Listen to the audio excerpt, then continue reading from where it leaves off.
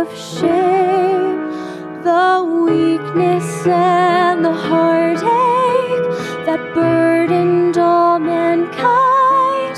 For these the Savior suffered, for these he bled and died, and the lost and fallen multitudes of all the earth are ransomed by his offering of love.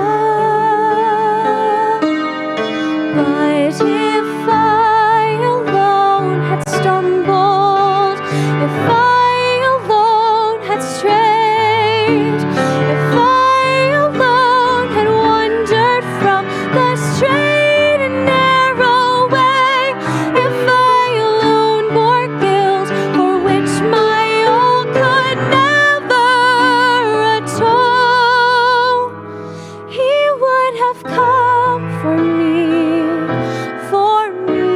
alone.